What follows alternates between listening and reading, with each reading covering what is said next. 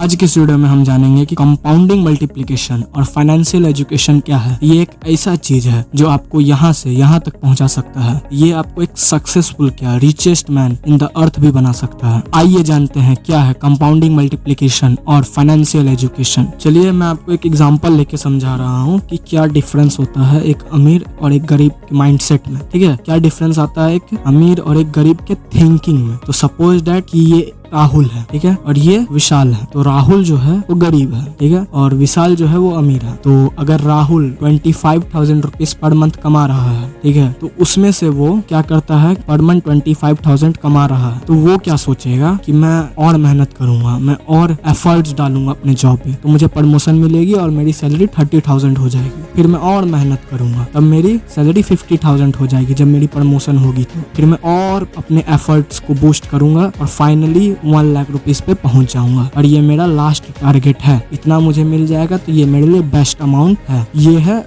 राहुल का माइंडसेट। और देखते हैं कि विशाल के माइंडसेट में क्या डिफरेंस आता है। विशाल जो है वो सोचेगा क्या, वो करेगा। विशाल कभी भी अपने टाइम को ट्रेड नहीं करेगा मनी के साथ। अब ये क्या है, ये एक मंत्रा है। हर अमीर इंसान इसी चीज को फॉलो करता है। वो अपने टाइम को ट्रेड नहीं करता है, ठीक है, वो दूसरे के टाइम को ट्रेड करता है। जैसे कि राहुल क्या कर रहा था, 25,000 रुपीज पर मंथ कमा रहा था, वो प्रमोशन ले रहा था और फाइनली 1 लाख रुपीज पे पहुंच रहा था। विशाल क्या करेगा, वो 10 बंदों को हायर करेगा और उन्हें 25,000 रुपीज देगा, बोलेगा ले भाई तू, ठीक है, और मेरे लिए काम कर। और सीधी सी बात है, अगर वो उसे 25,000 रुपीज पर मंथ दे रहा है तो वो उससे ज्यादा रेवेन्यू जनरेट कर रहा है, यानी उससे ज्यादा प्रॉफिटेबल है विशाल। अगर विशाल किसी को 25,000 दे रहा है तो सीधी सी बात है कि वो उससे 1.5 लाख का रेवेन्यू जनरेट कर रहा होगा, मे बी, शायद, या 1 लाख का। अगर 1 लाख का भी हम लेके चलते हैं तो अगर वो 10 लोगों को हायर किया हुआ है तो वो पर मंथ 10 लाख रुपीज कमाएगा इजिली। और एक रूल है, ठीक है, ये बहुत, इसे आप अंडरलाइन करके रख लीजिए। अमीर जो लोग हैं वो कभी भी टाइम को मनी के साथ ट्रेड नहीं करते, मतलब कि वो अपने समय को देके पैसा नहीं कमाते हैं, वो दूसरे के समय को ट्रेड करके पैसा कमाते हैं। ठीक है, सपोज दैट जैसे इलॉन मस्क है, तो क्या इलॉन मस्क अपने कंपनी में काम करता है? नहीं करता है,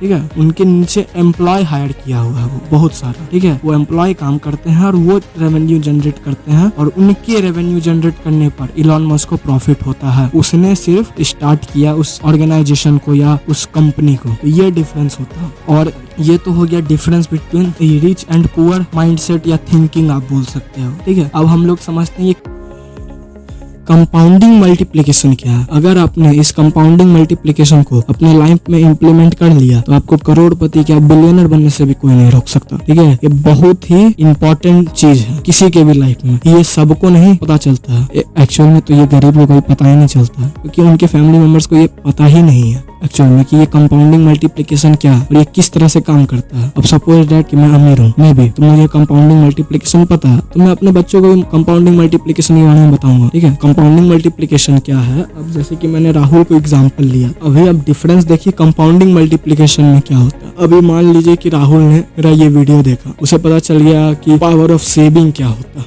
सेविंग, ठीक है, सेव करना किसी भी चीज को। और Rahul 5,000 rupees per month save कर रहा है, ठीक है, और यही वो प्रोसेस वो फिक्स कर लिया है कि मैं 40 इयर्स तक करता रहूंगा। तो 1 साल में उसके पास 60,000 आ जाएगा, ठीक है, और 40 सालों में उसके पास 24 लाख रुपीज आ जाएंगे। आप कैलकुलेट करके देख लेना, इतना ही होगा, 24 लाख रुपीज आ जाएंगे, ठीक है। ये अभी वो सेव कर रहा है, अभी ये उसने इसे कंपाउंडिंग मल्टीप्लिकेशन में नहीं लगाया है। कंपाउंडिंग मल्टीप्लिकेशन का मतलब होता है कि आप किसी भी मनी को इंटरेस्ट पे लगा के उससे 12% या उससे ज्यादा इंटरेस्ट गेन करे एनुअली, मतलब किसी भी तरह से आप उसे रियल एस्टेट में लगा दो उस मनी को, या आप उसे म्यूचुअल फंड में लगा दो, या ट्रेडिंग में लगा दो, या स्टॉक मार्केट में लगा दो, ये आप पे डिपेंड करता है, ये आपका मेथड है। मैं अपने मेथड से करता हूँ, आप अपने मेथड से करोगे, बस इसका सीधा सीधी यही फंडा है कि आपको अपने मनी में इंटरेस्ट लाना है, ठीक है। अब यही राहुल अगर कंपाउंडिंग मल्टीप्लिकेशन का इस्तेमाल करेगा, अगर ये अमीर होता, अगर इसका माइंडसेट अमीर होता, तो ये इसे सेव नहीं करता, ये इसमें कंपाउंडिंग मल्टीप्लिकेशन का यूज करता। अभी आप डिफरेंस देख के हिल जाओगे, क्या है डिफरेंस दोनों में। अब राहुल का माइंडसेट चेंज हो चुका है, इसे पता चल गया है कि ये कंपाउंडिंग मल्टीप्लिकेशन क्या होता है। तो अब ये जो है ये 5,000 रुपीज को per month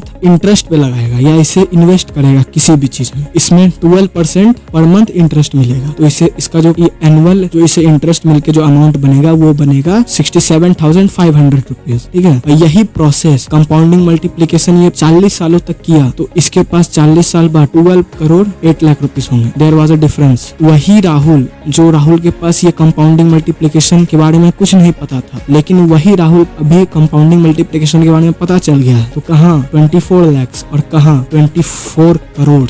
there was a difference. आप इसे कैलकुलेट कर लेना। 67,000 है, 67,500। आप इसमें प्लस करना 12%, इसे इंटू जो अमाउंट निकलेगा उसे पहले इंटू करना 40 में, ठीक है। पहले आप 60 सिंपली उतना आप ताम झाम मत करो, सीधा सीधे आप 60,000 को इंटू करो 40 में, ठीक है। फिर उसमें 12% उसका इंटरेस्ट जोड़ो, फिर उसे इंटू कर दो 40 में। जो आपके पास अमाउंट आएगा वो आएगा ये, ठीक है, 24 करोड़। तो ये होता है डिफरेंस, ये होता है कंपाउंडिंग मल्टीप्लिकेशन। अब जैसे कि आप बोलोगे भाई ये तो म्यूचुअल फंड में लगा रहा है, मुझे तो आता ही नहीं ट्रेडिंग वगैरह, ठीक है। मैं आपको दूसरा एग्जांपल देकर समझा देता हूँ। सपोज दैट कि मैं एक बिजनेसमैन, मेरे पास 10 करोड़ रुपया है। मैंने इस 10 करोड़ को क्या किया, 5 करोड़ का लैंड लिया और उसमें मैंने 4 मंजिला बिल्डिंग बना दी, ठीक है। टोटल मेरा इन्वेस्टमेंट फिर निकल के आया 8 करोड़ रुपीस, ठीक है। अब मैंने इसे या तो मैंने इसे सेल कर दिया या तो मैंने इसे रेंट पर लगा दिया, और एनुअली मुझे इससे जो प्रॉफिट आ रहा है वो आ रहा है, मुझे जो एनुअली इससे जो अमाउंट मिल रहा है वो मिल रहा है 12 करोड़ रुपीस, ठीक है। मेरा प्रॉफिट कितना निकला 4 करोड़, ठीक है। और मैंने इसमें इन्वेस्ट कितना किया था 8 करोड़, तो कितना का प्रॉफिट निकला 4 करोड़, ठीक है। अब मैं यही प्रोसेस को मैं दोहराता जाऊंगा। मैंने 8 करोड़ लगाया, 8 करोड़ को मैं फिर इन्वेस्ट करूंगा इसी बिजनेस में, मैं उसे 16 करोड़ बनाऊंगा। फिर मैं 16 करोड़ को इन्वेस्ट करूंगा, ठीक है। फिर मैं उसे 24 करोड़ बनाऊंगा। फिर मैं यही प्रोसेस जो है इसे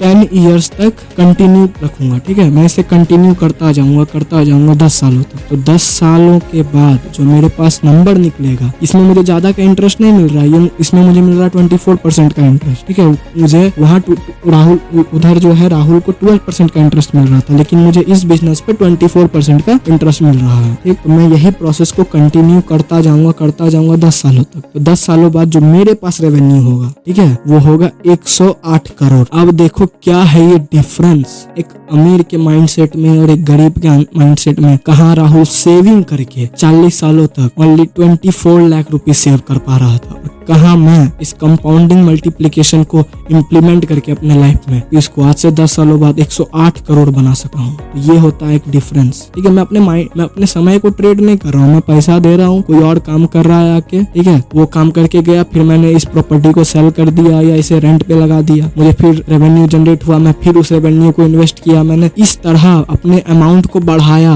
मैंने इसे मल्टीप्लाई किया, ना कि मैंने इसे इकट्ठा किया। मनी सेव करोगे तो एक ना एक दिन खत्म हो जाएगा। वो मान लो कि राहुल जो है 40 साल तक सक्सेसफुली अपना मनी सेव कर लिया, ठीक है। मनी सेव करने के बाद ओके 40 साल बाद अगर उसका तबियत खराब हो जाता है, उसे बहुत खतरनाक कोई बीमारी हो जाती है, तो उसका तो 40 लाख खत्म हो गया एक ही दिन में। फिर वो 40 लाख इकट्ठा करने के लिए उसे फिर 40 साल कंटिन्यू अपनी सेविंग को करना पड़ेगा। अब मे भी शायद वो 80 सालों तक जिंदा रहे, और चलो वो जिंदा रह भी गया 80 सालों तक, तो 80 साल के बाद वो 40 लाख क्या करेगा, कुछ नहीं कर पाएगा, अपने लाइफ को जी ही नहीं पाया। और वही मुझे कुछ हो जाता है, अगर मैं रिच हूँ, मेरा माइंडसेट रिच है, तो मेरा मनी जो है वो पड़े डबल होते जा रहा है, क्योंकि मैं कंपाउंडिंग मल्टीप्लिकेशन लगा रहा हूँ अपने लाइफ में, ठीक है। तो ये होता है डिफरेंस। तो अगर आज का ये वीडियो आपको थोड़ा सा भी एजुकेट किया हो, तो आप मुझे नीचे दिए गए रेड बटन पे क्लिक करके मुझे सब्सक्राइब कर सकते हो और मुझे भी मोटिवेट कर सकते हो, ठीक है। तो आज मैं होता हूँ अलविदा, कल फिर